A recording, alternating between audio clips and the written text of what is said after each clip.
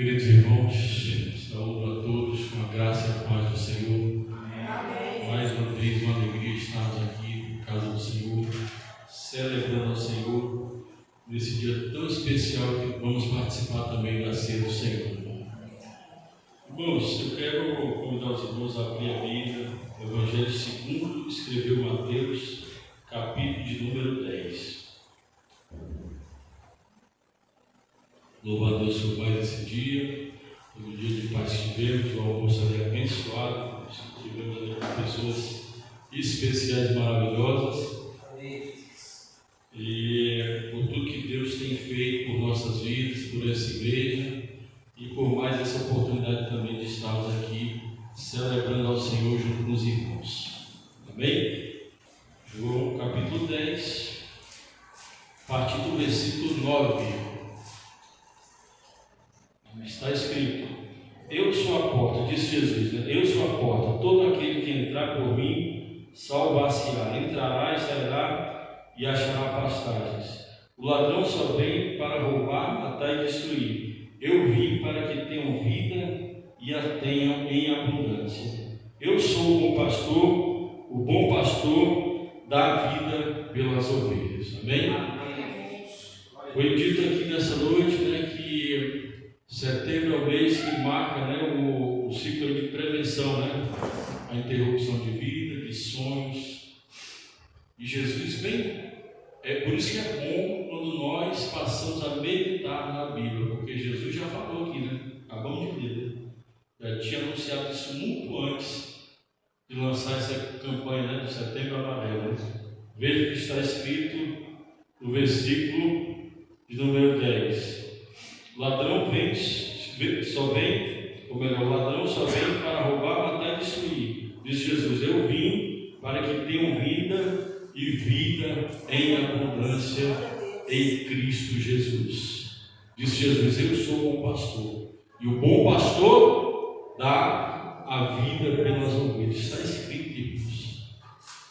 E Cristo não só falou isso, né? Porque muitas vezes é comum, né, os homens prometerem coisas, e aí a gente vem, mês que vem, né, teremos eleições, e já a gente vê nas campanhas, né, muitos prometendo muitas coisas, mas Cristo não é homem, né, para que minta, diz a palavra do Senhor, nem filho do homem para que se arrependa. Se Ele cumpriu, se Ele prometeu em nossas vidas, Ele vai cumprir, como a Bíblia tem se cumprido.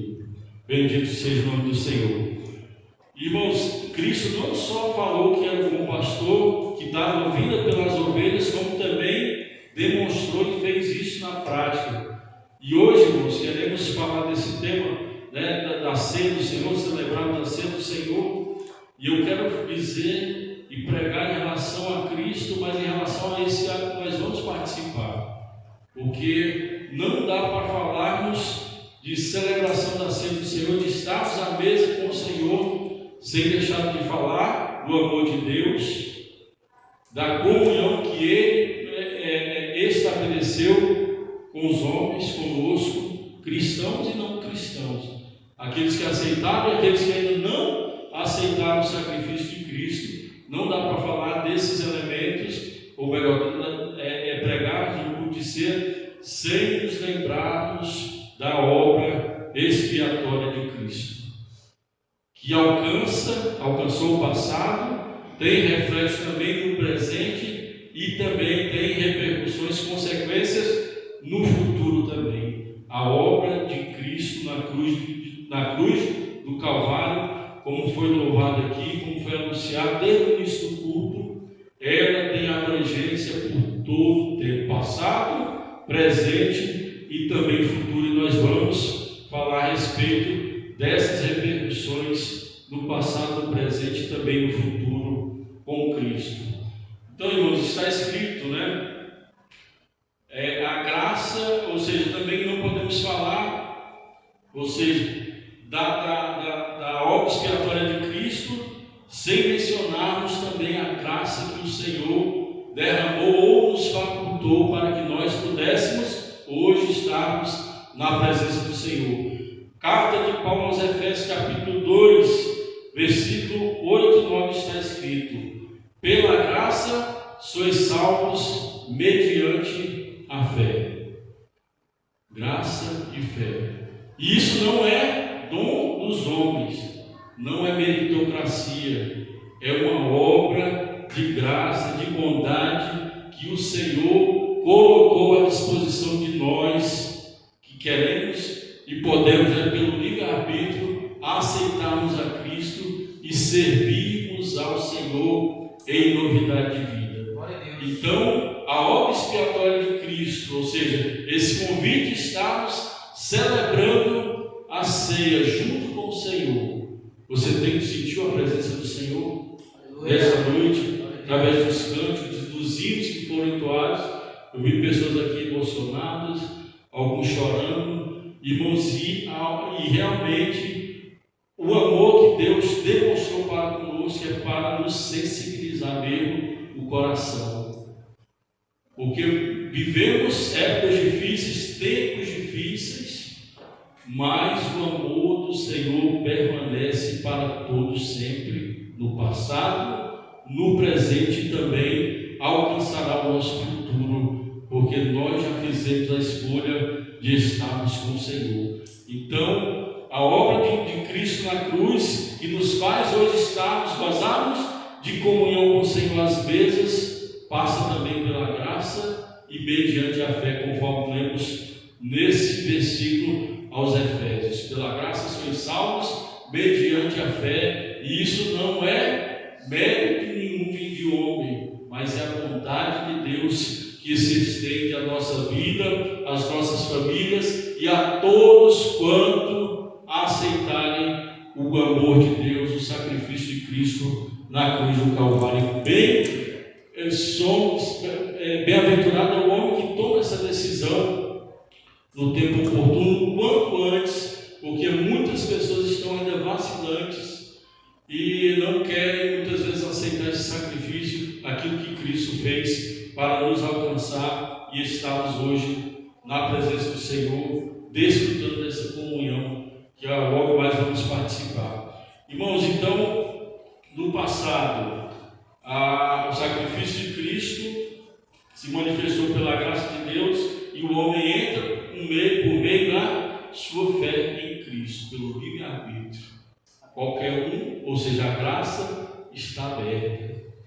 João, escrevendo também a sua epístola, diz que Cristo hoje se manifesta ao mundo como advogado. Quantos já leram isso? Cristo é o nosso advogado, porque estamos na dispensação da graça.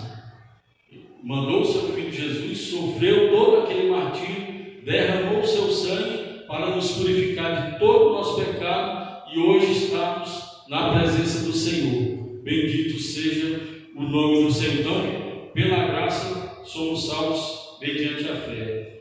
Outro ponto também, irmãos, que o Cristo propõe aos homens, a nós, Ou seja, quando eu disse aqui, que nós lemos no capítulo 10, versículo 10 e 11, que Cristo, o bom pastor, e dava vida pelas ovelhas, ele não somente prometeu, mas cumpriu. Olha o que está escrito em Romanos, capítulo 8, versículo 11.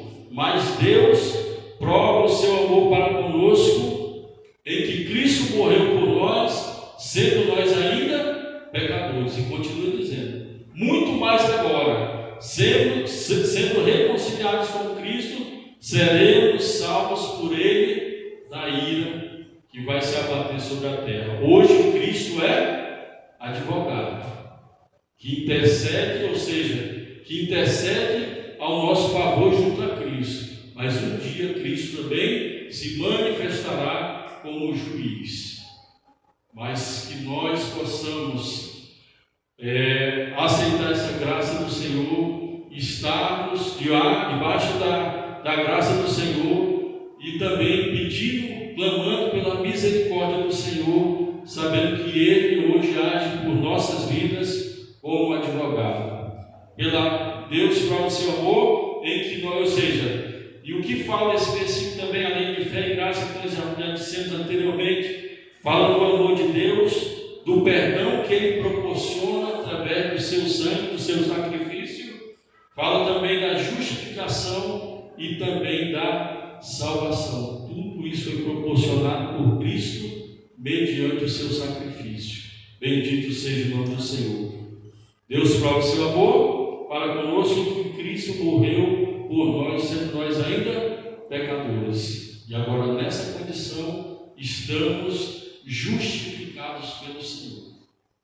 Você se alegra por isso? Porque Cristo já justificou a tua vida. E foi Ele não só que prometeu, mas cumpriu, sim, e entregou o seu próprio Filho para nos resgatar. E aí Cristo continua ainda mais ofertando e oferecendo, pondo à disposição do homem uma aliança com o seu Filho, Jesus. Hebreus capítulo 10, versículo 16 ao 18, está registrado também em Jeremias, capítulo 31, versículo 33 ao 34, diz assim a palavra do Senhor: naquele dia, depois de ter feito, ou seja, depois de o meu filho ter passado todo o sacrifício, eu farei uma aliança com eles.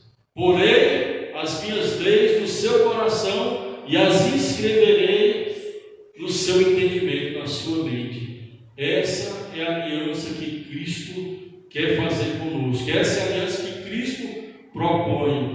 E o homem só realmente muda, irmãos, quando Cristo habita nele, quando ele se deixa transformar pelo Senhor. E aí a gente vê várias situações, né? E muitas vezes a gente até meio em casa trata com o filho de tantas maneiras, né? Aconselhando, às vezes leva o castigo, às vezes põe no canto.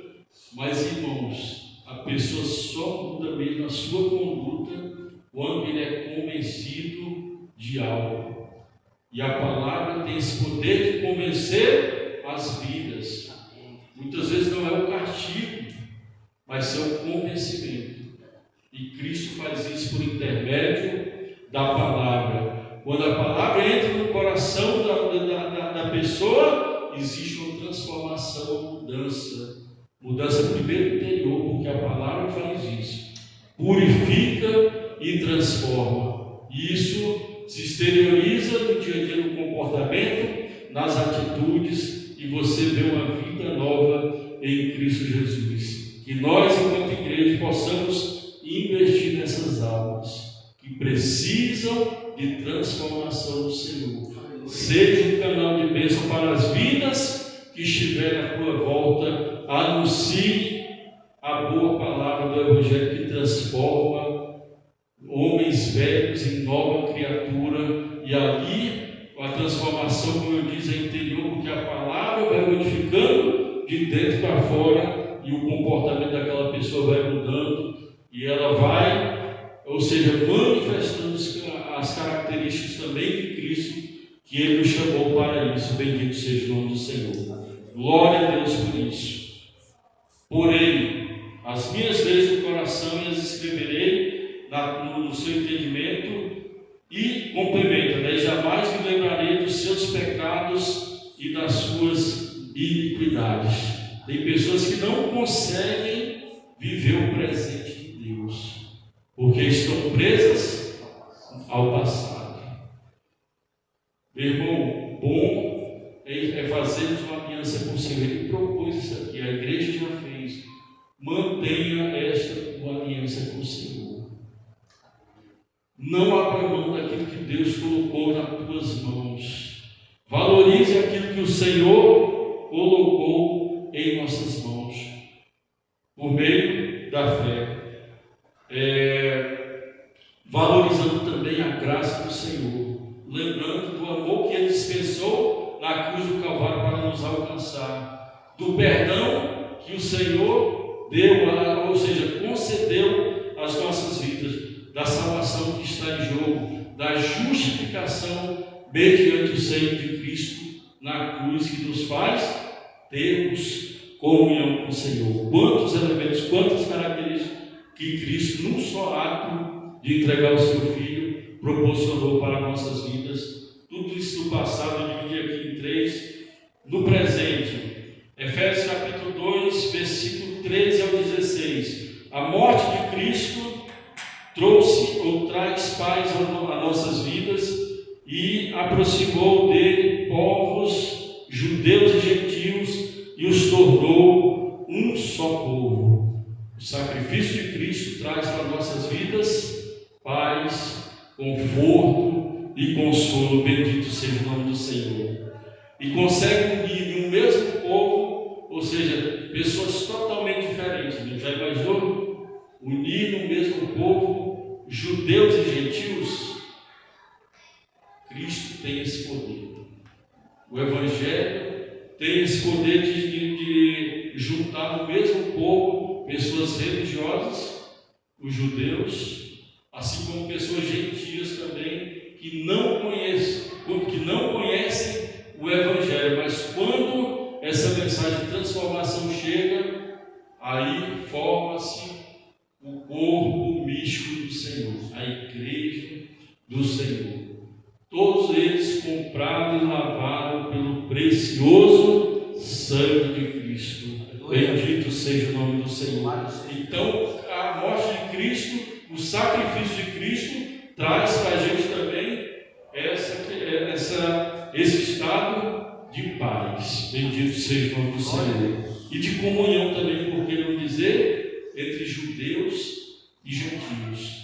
Pessoas muitas vezes religiosas, ou aqueles que não têm sequer religião, mas são unidos a Cristo mediante o sacrifício, mediante a aceitação do sacrifício de Cristo, mediante a fé, como nós lemos no início.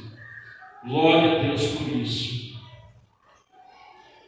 Evangelho de João, capítulo 14, versículo 1 e 6, está escrito: não se turbe o vosso coração, credes em Deus, credes também em mim. Na casa de meu Pai há muitas moradas. Se não fosse assim, eu não vou teria dito: irei preparar-vos lugar. E quando eu for, virei outra vez e vos levarei, para que vós estejais, para que onde eu estiver, estejais vós também. É promessa do Senhor. E a Bíblia também reforça hoje nos nossos corações que essa esperança deve estar viva em nossos corações todos os dias das nossas vidas, principalmente nas dificuldades. O Senhor foi preparar morada, e o desejo dele é de estarmos, ou seja, de voltar e nos levar para que nós estejamos também com ele. Mais o benefício do sacrifício de Cristo na cruz do Calvário. Bendito seja o nome do Senhor. E pode ser também, talvez aqui na igreja não, mas você que está aí ouvindo e acompanhando este culto, que talvez tentou já buscar caminhos, tentou buscar uma verdade absoluta em um mundo tão relativizado. Tudo é relativo, é isso? É o que o mundo prega hoje. Não existe verdade absoluta. Aí Cristo está falando ao teu coração nesta noite: eu disse o Senhor Jesus, sou o caminho, sou a verdade e sou a vida, e ninguém vai ao Pai se não for por Ele mesmo, por Cristo Jesus. Então, se você está buscando um caminho, Cristo é o caminho para a tua vida. Se você quer uma verdade absoluta, não se iludindo com as mentiras desse mundo, Cristo é a solução para a tua vida. Bendito seja o nome do Senhor. E se você quer também ter uma vida plena, também todos nós encontramos na pessoa de Cristo Jesus. Bendito seja o nome do Senhor. Eu sou o caminho, a verdade e a vida. Ninguém vem ao Pai senão por mim. Palavra de conforto para os nossos corações. Bendito seja o nome do Senhor. Palavra de esperança, de alegria, de conforto que precisamos para trilharmos nesse mundo tenebroso. Bendito seja o nome do Senhor, que Ele nos dê graça a cada dia para vivermos segundo a vontade do Senhor, rompermos as barreiras e as dificuldades e continuarmos servindo ao Senhor em novidade de vida. Bendito seja o nome do Senhor. Aleluia. Como nós dissemos aqui, que a palavra também limpa e transforma. João capítulo 3, capítulo 15, versículo 3. Jesus declara, vós já estáis limpos pela palavra. Medite na palavra.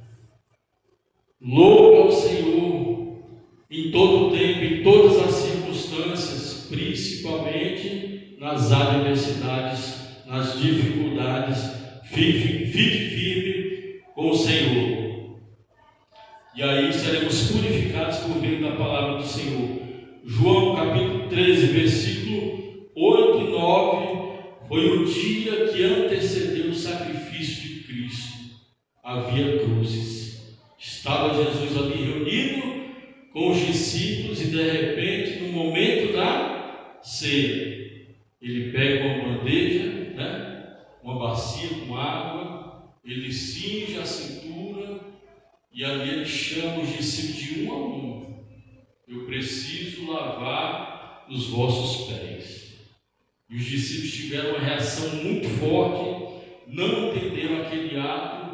E para contextualizar, irmãos, essa história, essa era a função dos servos dos servos dos servos.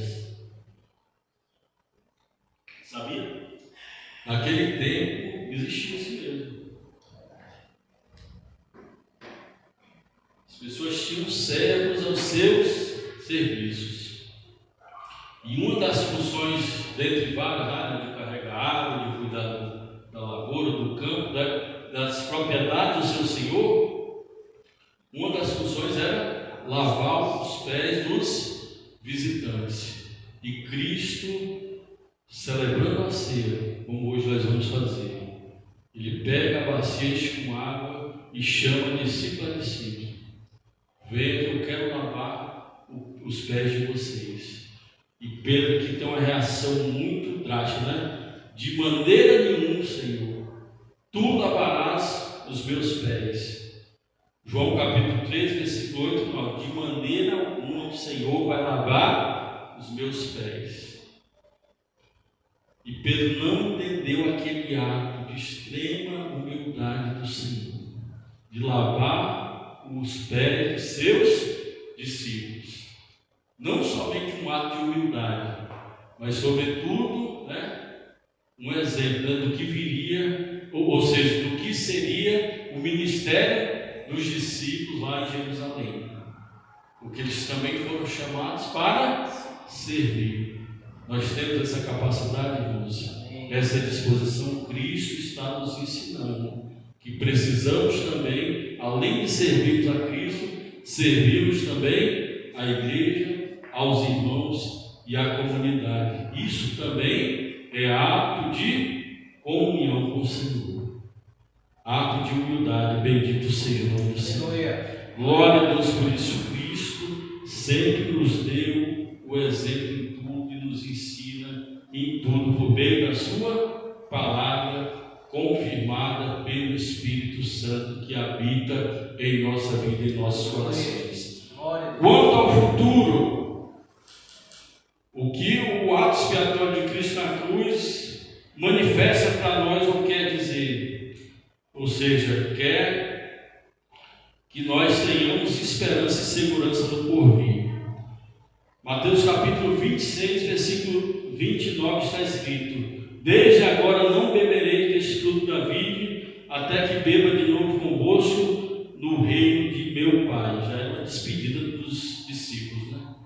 Você tem essa esperança, irmãos, de estar com Cristo e celebrar ao Senhor juntos?